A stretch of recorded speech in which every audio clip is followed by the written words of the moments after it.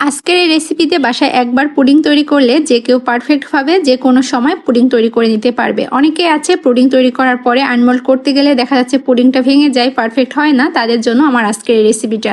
আসসালামু আলাইকুম everyone, welcome জানাচ্ছি আমার আরও নতুন একটি ভিডিওতে। এর আগে যখন আমি আমার কেকের রেসিপিগুলো আপলোড দিয়েছিলাম, অনেকগুলো আপুই আমাকে রিকোয়েস্ট করেছিল যে আপু একটা পারফেক্ট পুডিংয়ের রেসিপি শেয়ার করবে প্লিজ। তো ভাবলাম আজকে যেহেতু বাসায় অনেকগুলো দুধ নেশা হয়েছে, তো আপনাদের সঙ্গে একটা পুডিংয়ের রেসিপি শেয়ার করা যাক। আর এখানে কিন্তু প্রায় 2 কেজির মতো দুধ ছিল, তবে দুধগুলো কিন্তু আমি সব জাল করে রেখেছি। তবে এই না যে আমি সব দিয়ে পুডিং বানাবো, তবে দুধটা কিন্তু আমি খুব একটা বেশি জাল করি না, যেহেতু অনেক বেশি ভালো ছিল এই জন্য উপরে সুন্দর সরও পড়ে গিয়েছে। তো এদিকে আমি দুধটা নামিয়ে রেখে এরপরে অন্য একটা বাটিতে 2টা ডিম নিয়ে নিয়েছি। আর আজকের পুডিংটা কিন্তু আমি 2টা ডিম দিয়ে করব।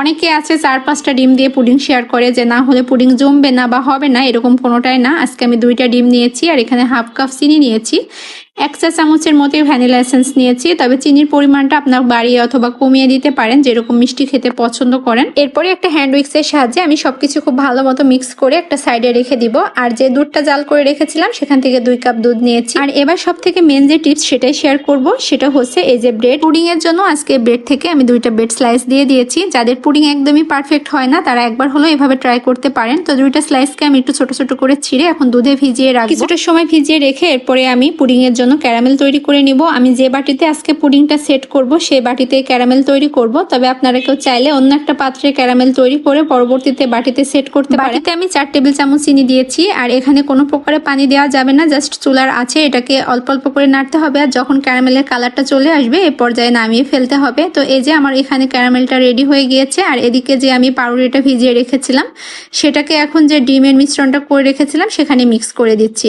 তো সবকিছু মিক্স করে এবার আমি যেটা করব সেটা হচ্ছে একটু সেকে নেব। তবে আপনারা কেউ চাইলে এটা কিন্তু ব্লেন্ডারও ব্লেন্ড করে নিতে পারেন। তো অবশ্যই একবার হলো এভাবে সেকে নেবেন, তাহলে পাউরুটির যে লাম্পস গুলো থাকবে সেগুলো কিন্তু বের হয়ে আসবে। আর পুডিং এর যে টেক্সচারটা সেটা কিন্তু খুবই স্মুথ হবে। তো এই যে আমার এখানে হচ্ছে ক্যারামেলটা বাটিতে সুন্দর মতো সেট হয়ে গিয়েছে। এবার হচ্ছে আমি দুধের এই মিশ্রণটাকে বাটিতে সেট করে নিব। তো এটাই বলবো যে যারা কখনো পুডিং তৈরি করেননি অথবা পুডিং তৈরি করতে গেলে পারফেক্ট হয় না, একবার হলো এভাবে ব্রেড দিয়ে পুডিং তৈরি করে দেখতে পারেন। পুডিংটাকে স্টিম করার জন্য এই যে এখানে আমি একটা পাত্রে পানি দিয়ে এরপরে হচ্ছে পুডিং এর বাটিটাকে বসিয়ে দিয়েছি। এখন আমি এটাকে 20 থেকে 25 মিনিট স্টিম করে নিব। তবে কারোর ক্ষেত্রে কম বেশি সময় লাগতে পারে।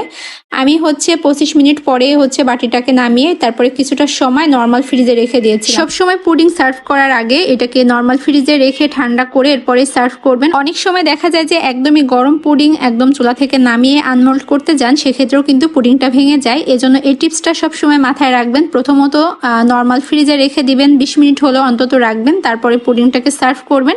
এতে করে